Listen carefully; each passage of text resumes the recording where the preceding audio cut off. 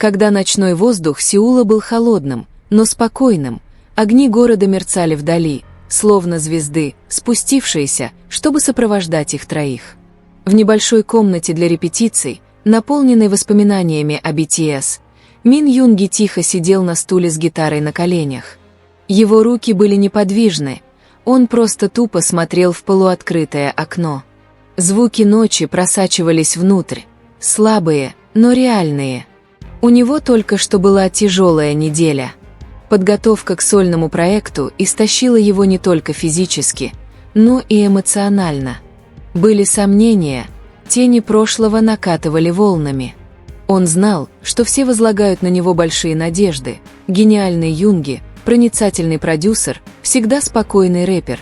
Но внутри него назревала небольшая буря, и в ту ночь он позволил ей разразиться. Но без его ведома в дверях стояли двое, которые знали его почти полжизни. Чингук и Тэхён. Тэхён вошел первым, неся в руках 2 чашки горячего шоколада, а Чингук нес бумажный пакет с хлебом из их старого любимого магазина.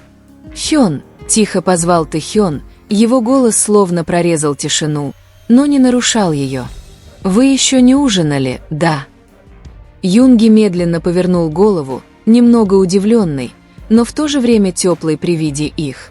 «Что вы тут делаете? Разве вы тоже не заняты репетициями?» Спросил он, стараясь говорить непринужденно, но голос его был немного хриплым. Чингук тихо рассмеялся, садясь рядом с ним. «Да, мы заняты. Но мы также знаем, когда остановиться и подойти к тем, кого любим». Тэхён поставил кружку с горячим шоколадом на стол и сел на пол, опираясь на колени Юнги. «Хён, мы знаем, что у тебя много забот. Но можем мы сегодня вечером не говорить о работе. Ни о музыке, ни о давлении, ни о том, кто должен быть идеальным. Просто трое, разделяющие ночь». Юнги долго смотрел на них. В глазах 2 молодых людей было что-то особенное, не просто привязанность, а искренность, рожденная долгим совместным путешествием. Он вздохнул, на мгновение закрыл глаза и кивнул. «Хорошо», – тихо пробормотал он. «Но ты пойдешь первым». Чингук улыбнулся и взял гитару с колен Юнги. Все еще запоминая каждую ноту, он нежно тронул первую струну, создав простую мелодию, несложную, не грандиозную, но искреннюю. «Хён», — сказал Чингук, — «помнишь, ты говорил нам, что музыка — это не о том, чтобы быть самым громким, а о смелости быть верным себе. Мы просто хотим, чтобы ты знал, что бы ты сейчас не чувствовал, это не слабость. Это часть песни, которую ты пишешь». Тэхён добавил: «Ты всегда был нашей опорой, Юнги Хён. Теперь позволь нам стать твоей опорой. Мир не остановится только потому, что тебе нужен перерыв. Мы все здесь, я, Чингук, все, мы будем ждать твою музыку, когда бы она ни была готова». Юнги опустил взгляд, его глаза начали слезиться. Он усмехнулся, но его голос дрожал. «Вы действительно выросли, да, вы были просто шумными детьми в общежитии, дрались за закуски и называли меня дедушкой, когда я спал в студии». Чингук рассмеялся. «Мы все еще шумные, но теперь мы шумим, чтобы подбодрить тебя, Хён». Ночь прошла без всяких намерений. Они долго говорили о прошлом, о тоске, о незаконченных путешествиях. Тэхён напевал неизданную песню, его мягкий баритон наполнял комнату, в то время как Чингук подпевал в гармонии, которая согревала воздух вокруг них. И Юнги, впервые за несколько недель, улыбнулся без тени усталости. Он посмотрел на своих 2 младших братьев, которые теперь стали намного старше, уже не мальчиков, которых он когда-то наставлял, а 2 настоящих артистов, которые теперь помогали ему подняться, когда он спотыкался.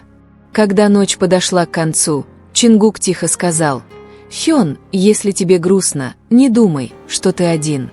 У тебя всегда есть мы. Тэкук всегда будет 2 голосами за твоей спиной».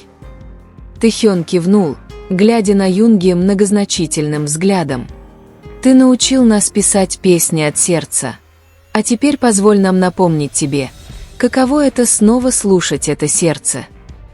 Юнги просто кивнул, его глаза были влажными, но улыбка оставалась безмятежной. Он смотрел в потолок студии, словно разговаривая сам с собой. «Вы двое всегда знаете, когда приходить». Звук их смеха наполнил комнату для репетиции, легкий, искренний и наполненный теплом, которое, казалось, помнили даже стены студии. Ночь не породила новой песни, но, возможно, родилось нечто более важное — новый дух в любящей тишине. И когда они вместе шли домой, Тэхён посмотрел на небо, а затем тихо прошептал: «С Юнги Хёном все будет в порядке, правда». Чингук улыбнулся, похлопав Тэхёна по плечу. «До тех пор, пока мы будем рядом, всегда». Спустя несколько дней после той тихой ночи Юнги вернулся в свою студию один. На улице сеульское небо погружалось в сумерки, оранжевый медленно переходящий в серый. Но в комнате все было теплым. Не потому, что был включен обогреватель, а из-за чего-то, оставшегося от его ночи с Тэхёном и Чингуком.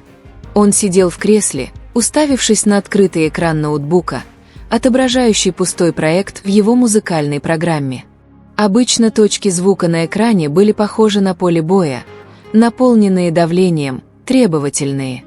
Но на этот раз он смотрел на них с легкой улыбкой на лице. «Тэхён, Чингук», — тихо пробормотал он, как будто это имя могло каким-то образом олицетворить силу. «Вы правы. Музыка не обязательно должна быть идеальной. Она просто должна быть честной».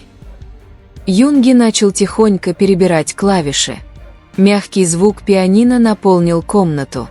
Первая нота была такой простой, но в ней было странное эхо, словно звук только что исцелившегося сердца.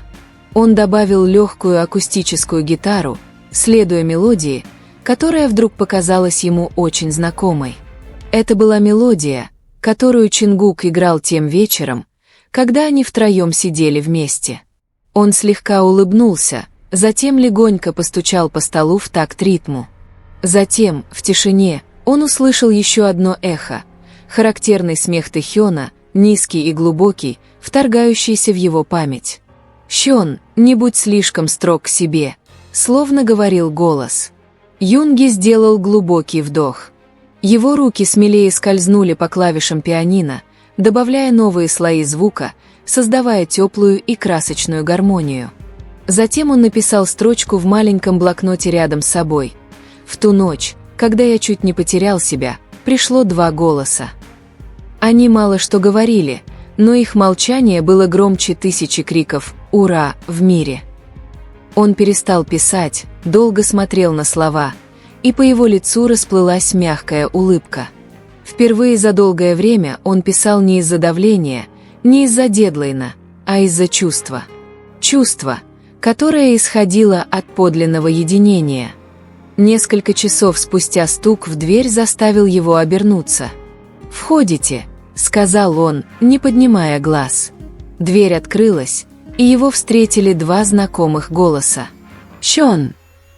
Чингук вошел нетерпеливыми шагами, а Тэхён последовал за ним со своим обычным спокойным, но теплым выражением лица. «Мы принесли кофе», — сказал Тэхён с улыбкой, ставя две чашки на стол. Юнги усмехнулся.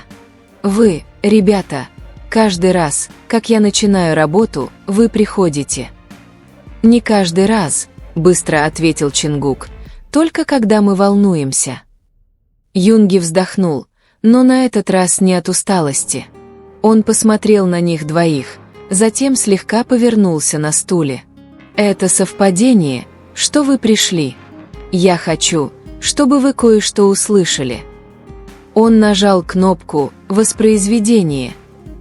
Пианино заиграло мягко, искренне, как послеполуденный бриз, проходящий сквозь сердце. Затем последовала акустическая гитара, затем слой низкого гула, звук, записанный несколько минут назад собственной Юнги. Тэхён и Чингук замолчали. Они посмотрели друг на друга, а затем снова на Юнги. «Хён, это...» «Для вас, ребята», — быстро перебил Юнги тихим, но глубоким голосом.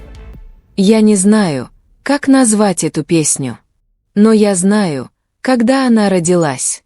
В ту ночь».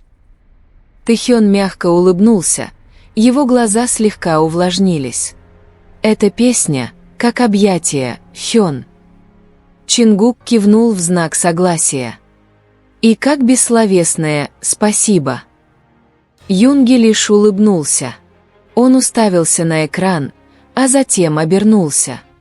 «Знаешь, я тогда совсем растерялся. Но той ночью ты появился, как маленький свет в темной комнате. Не требуя, чтобы я говорил, не спрашивая почему, просто сидел. Иногда этого достаточно». Тэхён опустил взгляд, затем тихо сказал: «Ты научил нас этому, Хён. Тому, что присутствие не всегда должно быть громким. Теперь мы просто отвечаем тем же». Юнги долго смотрел на них, затем протянул руку. Он похлопал Тэхёна по плечу, затем взъерошил волосы Чингука, как раньше. «Спасибо вам обоим». Наступила тишина, но не потому, что было неловко, а потому, что было слишком много того, что нужно было почувствовать, слишком мало того, что нужно было сказать. И среди каждой написанной им записки было два имени, которые навсегда останутся его вдохновением – Тэхён и Чингук.